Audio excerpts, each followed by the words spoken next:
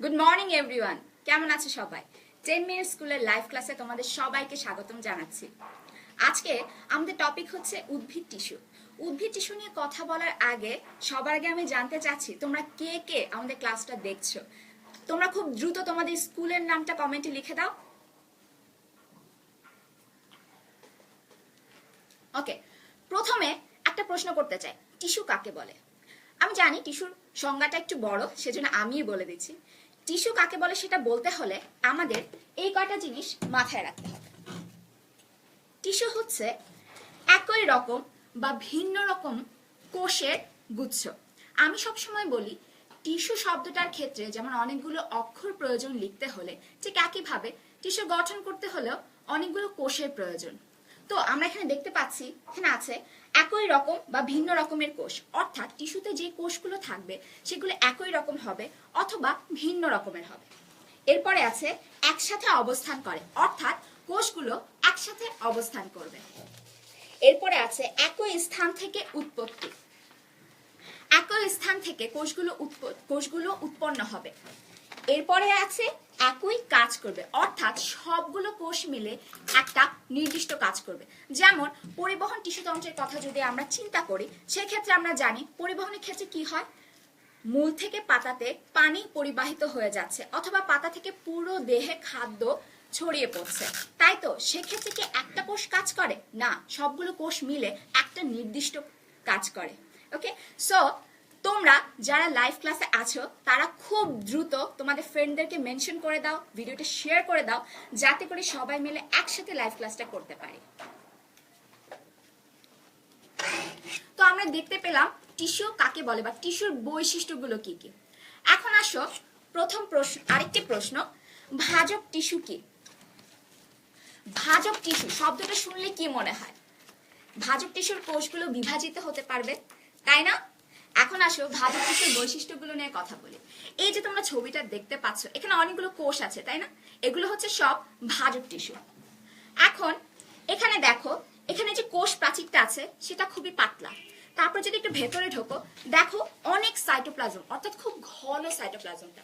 তারপরে আছে নিউক্লিয়াস, নিউক্লিয়াসটা কিন্তু অনেক বড়, কোষের অধিকাংশ অংশ জুড়ে নিউক্লিয়াসটা আছে। এখন তোমাদেরকে বলি কারণটা কি। এই যে পাতলা কোষ প্রাচীরটা দেখতে পাচ্ছ, কোষ প্রাচীর পুরো হওয়ার জন্য একটা নির্দিষ্ট সময় লাগে। ভাজক টিস্যুর কোষগুলো সেই নির্দিষ্ট সময়টা পায় না, তারা এর আগে বারবার বিভাজিত হতে থাকে। তারপরে দেখো সাইটোপ্লাজমটা খুবই ঘন, এর কারণ কি?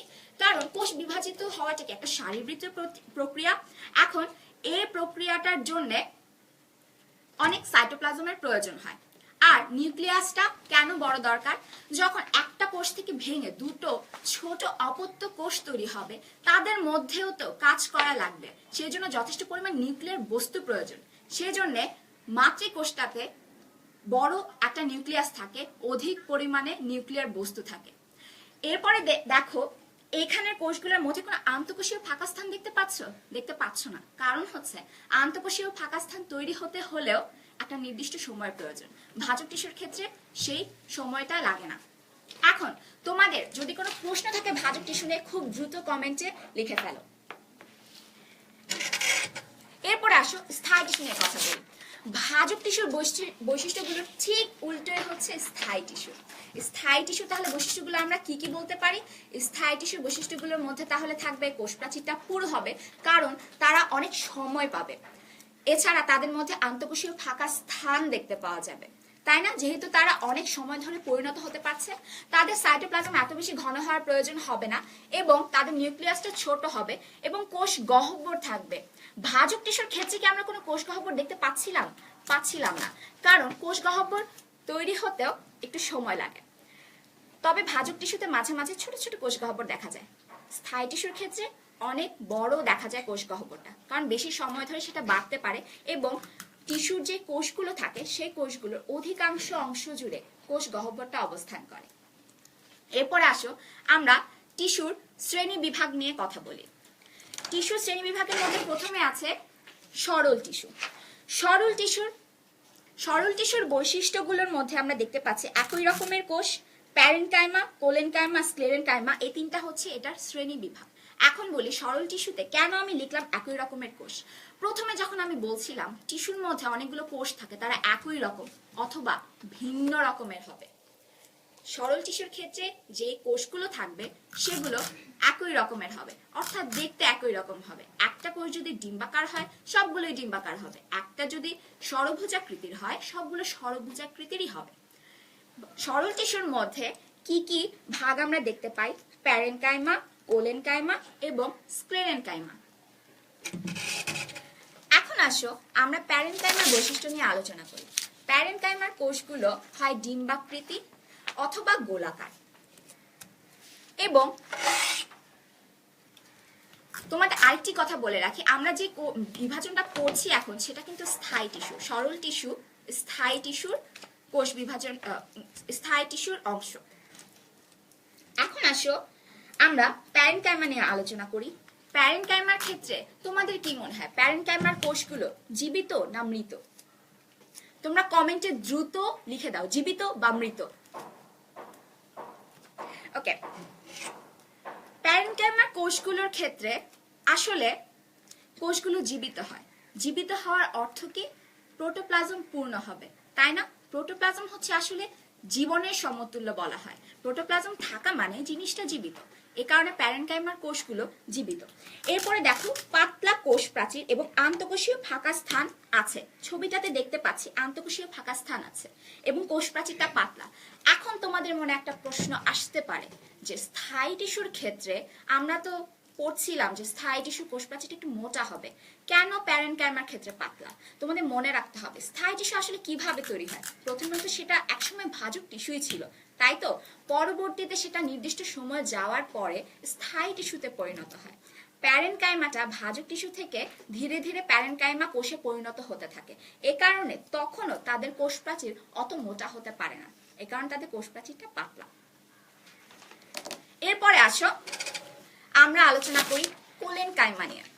কোলেনকাইমার ক্ষেত্রে সবার প্রথমে একটা বৈশিষ্ট্য মনে রাখতে হবে। বৈশিষ্ট্যটা তোমরা চিত্রটা দেখে আমাকে খুব দ্রুত কমেন্টে জানিয়ে দেবে।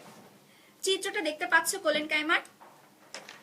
এখান থেকে একটা খুব মেজর বৈশিষ্ট্য কেউ কি আমাকে কমেন্টে লিখে দিতে পারবে? যারা লাইভে আছো, যারা লাইভে আছো খুব দ্রুত ভিডিওটি শেয়ার করে ফেলো, যাতে করে তোমার ফ্রেন্ডরা ক্লাসটা করতে পারে। ওকে, ছবিটাতে দেখো এখানে কোষ প্রাচীরটা কিন্তু পুরু। কোষ প্রাচীর পুরু হবে কিন্তু সেটা অসমভাবে। দেখো তো এখানে এই দিকে কোষ প্রাচীরটা যেরকম, এই ঠিক কর্নারের অংশটাতে কোষ প্রাচীরটা একটু মোটা না?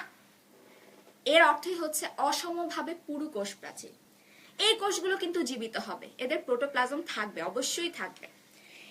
এরপরে আছে সেলুলোজ ও পেকটিন। এদের কোষ প্রাচীরটা তৈরি হবে সেলুলোজ ও পেকটিন জমা হয়। তোমাদের মধ্যে অনেকে একটা ভুল করো, সেটা হচ্ছে যে তোমরা অনেকেই লেখো কোলেনকাইমাতে লিগনিন জমা হয়। আসলে কোলেনকাইমাতে কিন্তু লিগনিন জমা হয় না, এই জিনিসটা মনে রাখতে হবে। লিগনিন জমা হয় স্ক্লেরেনকাইমাতে। পেকটিন এবং সেলুলোজ মিলে এই কোষ প্রাচীরটা তৈরি করে। এখন আমরা আলোচনা করব স্ক্লেরেনকাইমা নিয়ে। কেউ কি আমাকে বলতে পারবে পেকটিন কি জিনিস? কেউ যারা লাইভে আছো দ্রুত কমেন্টে কেউ কি লিখে দিতে পারবে একটা শব্দে অথবা একটা ছোট একটা লাইনে? তোমরা লিখতে থাকো, আমরা স্ক্লেরেনকাইমা নিয়ে পড়ি। স্ক্লেরেনকাইমার ক্ষেত্রে আমরা এখানে দুটো ছবি দেখতে পাচ্ছি। এই স্ক্লেরেনকাইমার কোষগুলো এরকম লম্বাটে হয় এবং তোমাদের মনে রাখতে হবে স্ক্লেরেনকাইমার কোষগুলো মৃত হয়। অনেকে প্রশ্ন করতে পারো স্ক্লেরেনকাইমার কোষ যদি মৃত হয় তাহলে সেটা আসে কোথা থেকে? আসলে স্ক্লেরেনকাইমা কোষগুলো তো একটা সময় ভাজক টিস্যুর কোষই ছিল, সেগুলো একটা সময় জীবিত থাকে, পরিণত অবস্থায় সেটা মৃত হয়ে যায় এবং কোষ প্রাচীর খুবই পুরু হয় এবং সমানভাবে পুরু। দেখো এই ছবিটা এখানে দেখতে পাচ্ছ সমানভাবে পুরু হচ্ছে। এরপর আমরা দেখতে পাচ্ছি পুরু প্রাচীর। পুরু প্রাচীরের ক্ষেত্রে মনে রাখতে হবে এখানে লিগনিন জমা হয়। লিগনিন জিনিসটা কি কেউ জানি? কেউ যদি জেনে থাকো একটা শব্দে বা একটা ছোট লাইনে খুব দ্রুত কমেন্টে লিখে দাও। তাহলে এখান থেকে আমরা স্ক্লেরেনকাইমার কোষগুলোর বৈশিষ্ট্যগুলো জানতে পারছি।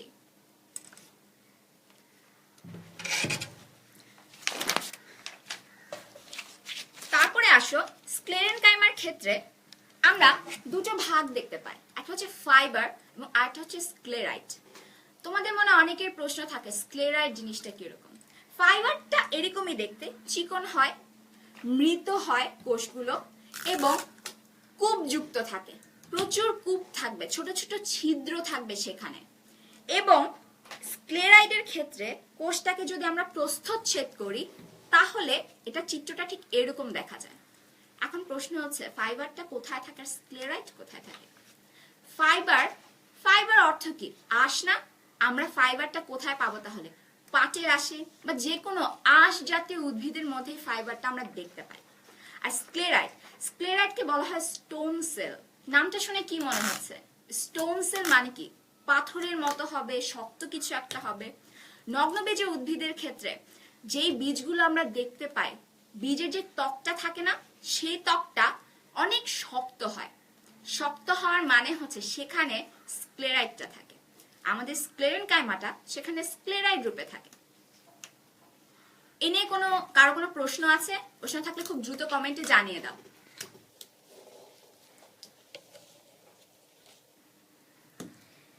ওকে, আমাদের সাথে লাইভ ক্লাসে যারা আছে আমি দেখতে পাচ্ছি টিউবলাইট হাই বলেছে, high.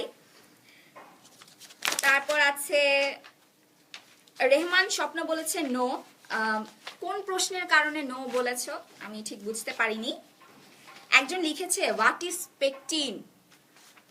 Okay, what is pectin আমি তোমাদেরকে জিজ্ঞাসা করেছিলাম। লিগনিন কাকে বলে বা লিগনিন জিনিসটা কি করে সেটাও আমি তোমাদের বলেছিলাম।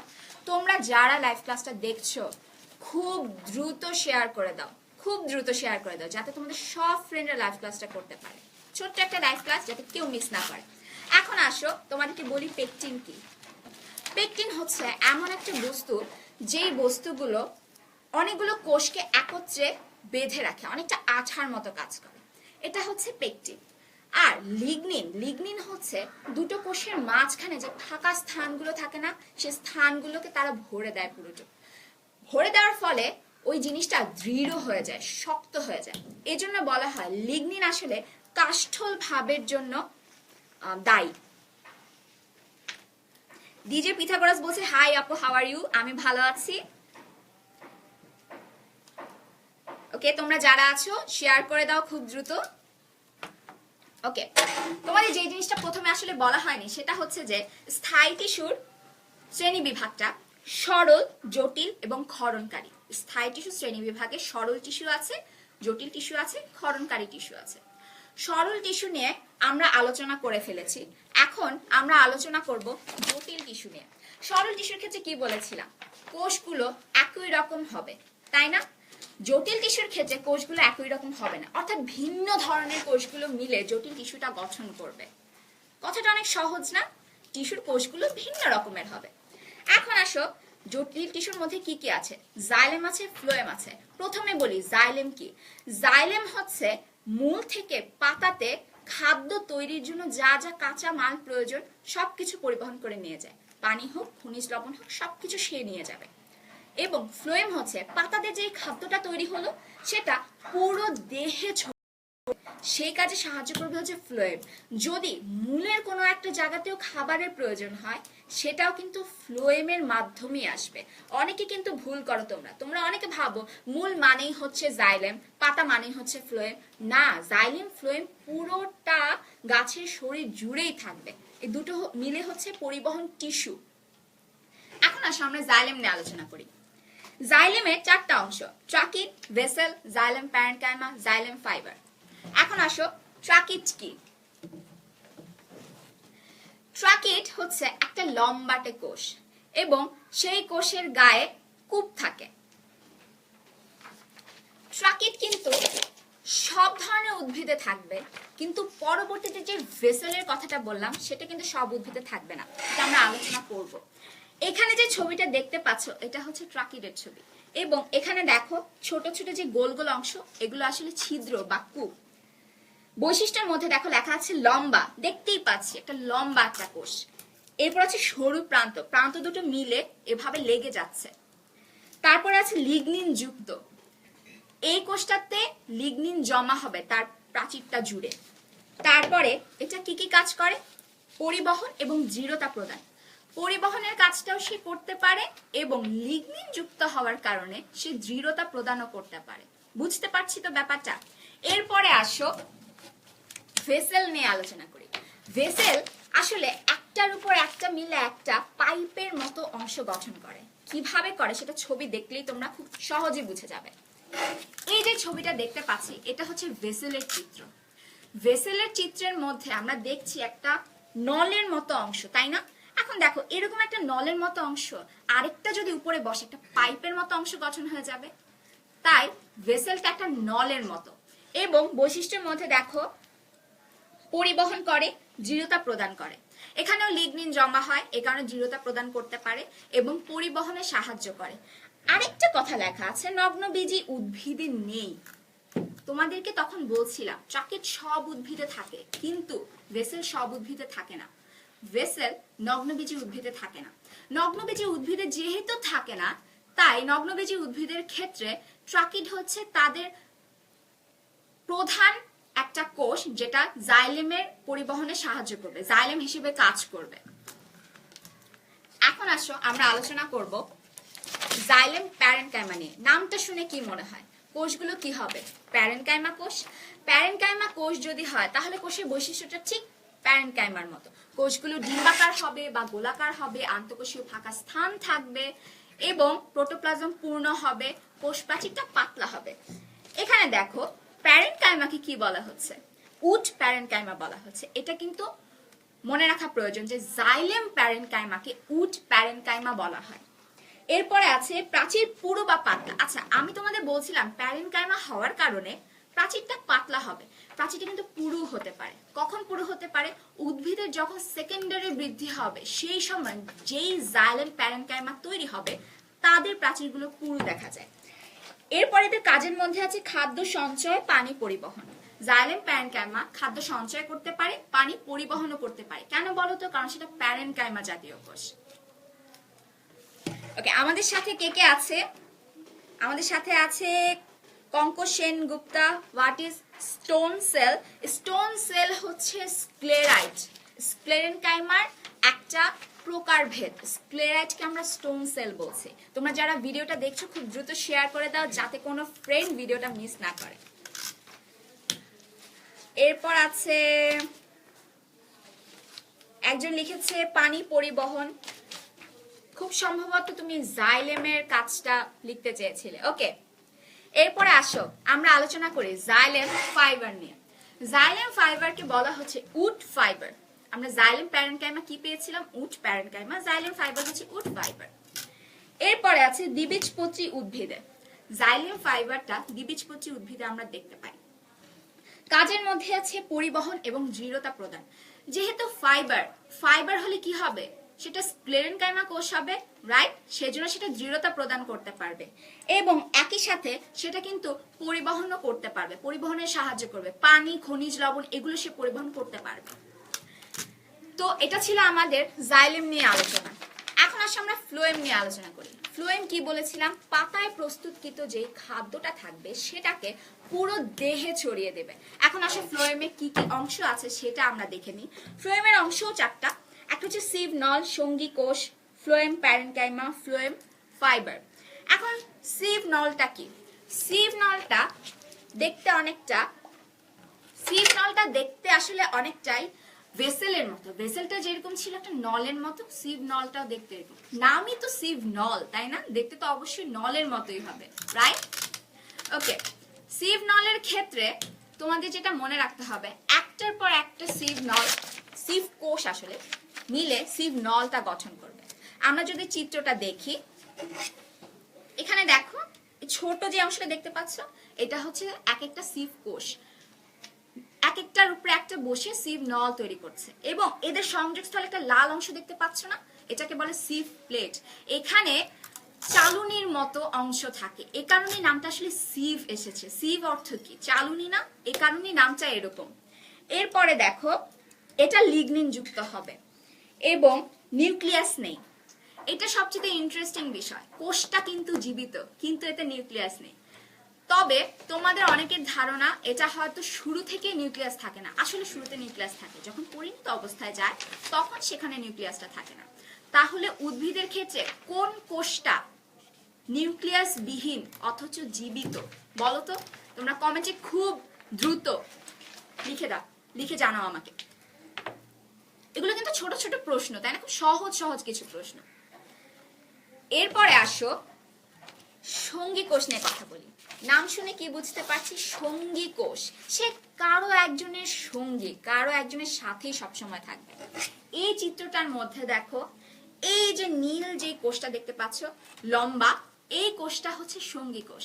সে সব সময় সিভ কোষের সাথে থাকবে এবং তার নিউক্লিয়াসটা দেখতে পাচ্ছ অনেক বড়। এই নিউক্লিয়াসটা দিয়ে সে কিন্তু সিভ কোষের কাজগুলো করতে পারে এবং এই কোষটা কিন্তু প্যারেনকাইমা জাতীয় কোষ, জীবিত, প্রচুর প্রোটোপ্লাজম থাকে, বড় একটা নিউক্লিয়াস থাকে। বৈশিষ্ট্যের মধ্যে কি আছে? পাতলা প্রাচীর, প্যারেনকাইমা কোষ, এই জন্যই পাতলা প্রাচীর। বুঝতে পারছি তো কি কারণে পাতলা প্রাচীরটা হচ্ছে? ফার্নের ক্ষেত্রে এই সঙ্গী কোষটা থাকবে না, নগ্নবীজির ক্ষেত্রে থাকবে না। অর্থাৎ নগ্নবীজি এবং ফার্নের ক্ষেত্রে সঙ্গী কোষ থাকছে না, ভেসেল থাকছে না। ক্লিয়ার? এখন দেখি আমার সাথে কে কে আছে। যারা আছো তারা খুব দ্রুত শেয়ার করে দাও। একজন প্রশ্ন করেছে হোয়াট ইজ লিগনিন। লিগনিন হচ্ছে এমন একটা বস্তু, কোষগুলোর মাঝখানে যে ফাঁকা স্থান থাকবে সে স্থানটাকে লিগনিন ভর্তি করে দিবে। ভর্তি করে দেওয়ার ফলে জিনিসটা দৃঢ় হয়ে যাবে, একটা কাষ্ঠল ভাব আসবে। বুঝতে পারছি? ওকে, এরপরে আসো ফ্লোয়েম প্যারেনকাইমা। ফ্লোয়েম প্যারেনকাইমা মানে কি? প্যারেনকাইমা জাতীয় কোষ অবশ্যই, তাহলে বৈশিষ্ট্যটা কি হবে? প্যারেনকাইমা কোষের মতোই।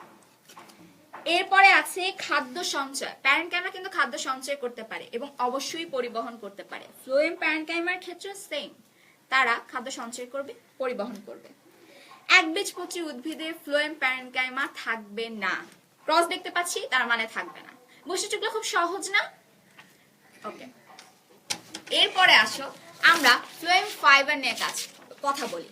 ফ্লোয়েম ফাইবার, ফাইবার নাম আছে মানে স্ক্লেরেনকাইমা কোষ। খুবই সহজ ব্যাপার, ফাইবার দেখলেই বুঝে নিবে সেখানে স্ক্লেরেনকাইমা কোষ থাকবেই। এটাকে বলা হচ্ছে বাস্ট ফাইবার। পাটের যে আঁশ দেখতে পাই না আমরা, সেই আঁশটা কিন্তু এই বাস্ট ফাইবারটা। এটা আর কি বৈশিষ্ট্য আছে? গৌণ বৃদ্ধির সময় উৎপন্ন হয়। অর্থাৎ উদ্ভিদটার যখন সেকেন্ডারি বৃদ্ধি হবে। এখন সেকেন্ডারি বৃদ্ধি মানে কি? আমি যে বারবার বলছি, কেউ তো প্রশ্ন করছো না, তোমরা কি জানো সেকেন্ডারি বৃদ্ধি কি? সেকেন্ডারি বৃদ্ধি হচ্ছে প্রথমে উদ্ভিদটা লম্বা হতে থাকে, তাই না? পরবর্তীতে উদ্ভিদটা মোটা হতে থাকে। এই যে উদ্ভিদের একটা পার্শ্ব বৃদ্ধি হচ্ছে, উদ্ভিদটা যে মোটা হচ্ছে, এটাই আসলে সেকেন্ডারি বৃদ্ধি। ওকে, প্রথমে যে লম্বা হচ্ছে এটা কি? প্রাইমারি, এবং পরবর্তীটা হচ্ছে সেকেন্ডারি বা গৌণ বৃদ্ধি। গৌণ বৃদ্ধির সময়ে এই ফ্লোয়েম ফাইবারটা তৈরি হবে, যেটাকে আমরা বাস্ট ফাইবার বলতে পারছি। কমেন্টে দেখি তোমরা কারা কারা আছো আমাদের সাথে, কারা কারা নতুন জয়েন করেছো দেখি। কমেন্ট করে জানিয়ে দাও কারা কারা নতুন জয়েন করেছো। কারা নতুন জয়েন করেছো আমি কিন্তু বুঝতে পারছি না, কারণ তোমরা কমেন্ট করছো না। খুব দ্রুত কমেন্ট করো, ফ্রেন্ডদেরকে মেনশন করে দাও, শেয়ার করে দাও ভিডিওটি, যাতে সবাই মিলে ভিডিওটি দেখতে পারো। আনিকা নীলা বলছে thank you for explaining beautifully. Thank you আপু। ওকে, এরপরে আসো, আমি শ্রেণী বিভাগের ক্ষেত্রে ক্ষরণকারী টিস্যু বলে একটা কথা বলেছিলাম। ক্ষরণকারী টিস্যু শব্দটা শুনে কি মনে হচ্ছে? কিছু একটা ক্ষরণ হবে, তাই না? ক্ষরণকারী টিস্যুর কোষগুলো কিছু না কিছু ক্ষরণ করবে। এটা দুভাগে ভাগ করা যায়, তরুক্ষীর এবং গ্রন্থি টিস্যু। তরুক্ষীরের ক্ষেত্রে কি? তরুক্ষীর বলতে ফার্স্টেই যেটা বলবো সেটা হচ্ছে রাবার। তরুক্ষীর শুনলে আমার মাথায় সবসময় রাবারটাই আসে। রাবার গাছের ক্ষেত্রে গাছটাকে যদি কাটা হয় তাহলে আমরা তখন দেখতে পাই একটা সাদা কিছু একটা পদার্থ বের হয়। এই পদার্থটার মধ্যে কি থাকে? কার্বোহাইড্রেট থাকে, পানি থাকে, আর অনেক কিছুই থাকে। এই পুরোটা মিলে তরুক্ষীর তৈরি হয়। এই জিনিসটাকে বলা হচ্ছে তরুক্ষীর টিস্যু। ওই কোষগুলো তরুক্ষীর ক্ষরণ করে। এরপরে আছে গ্রন্থি টিস্যু। আমরা যেসব ফুলে মধু দেখতে পাই না, সেই সব ফুলে এমন কিছু কোষ থাকে যারা এই মধুটা ক্ষরণ করে। টিস্যু কিন্তু একাই কাজটা করে না। টিস্যু বলতে আসলে বুঝে সবগুলো কোষ মিলেই কাজটা করছে, তাই না? টিস্যুর সংজ্ঞাতে প্রথমে বৈশিষ্ট্যতে আমরা যেটা বলেছিলাম, সবাই মিলে একটা নির্দিষ্ট কাজ করবে। তাহলে তরুক্ষীরের ক্ষেত্রে হচ্ছে উদাহরণ হিসেবে আমরা বলবো রাবার, গ্রন্থির ক্ষেত্রে আমরা বলবো হচ্ছে মধু। ওকে, সো আজকের ক্লাস ছিল এটাই। তোমরা যারা ভিডিওটি দেখেছো তারা খুব দ্রুত শেয়ার করে ফেলো, আমাদের ওয়েবসাইটে চলে যাও tenminuteschool.com। আরো অনেক ভিডিও আছে, দেখতে পারো, অনেক মজার মজার ভিডিও আছে। আজকের আলোচনায় ছিল উদ্ভিদ টিস্যু। প্রথমে আমরা জানলাম টিস্যু কি, টিস্যুর বৈশিষ্ট্য। এরপরে জেনেছি ভাজক টিস্যুর বৈশিষ্ট্য, স্থায়ী টিস্যুর বৈশিষ্ট্য। তারপরে আমরা জেনেছি স্থায়ী টিস্যু 3 প্রকারের: সরল টিস্যু, জটিল টিস্যু, ক্ষরণকারী টিস্যু। সরল টিস্যুর ক্ষেত্রে আমরা জেনেছি কোষগুলো একই রকম হবে, জটিল টিস্যুর ক্ষেত্রে জেনেছি কোষগুলো ভিন্ন রকমের হবে, ক্ষরণকারীর ক্ষেত্রে জেনেছি যে কোষগুলো বিভিন্ন জিনিস ক্ষরণ করতে থাকবে, তাই না? বৈশিষ্ট্যগুলো ব্যাখ্যা করে দেওয়া হয়েছে। তোমাদের যদি কোনো কনফিউশন থাকে কমেন্টে আমাদেরকে জানাতে পারো, চেষ্টা করব তোমাদেরকে খুব দ্রুত রিপ্লাই দেওয়ার জন্য। আজকের ক্লাস, জীববিজ্ঞানের ক্লাস এখানেই শেষ। ধন্যবাদ।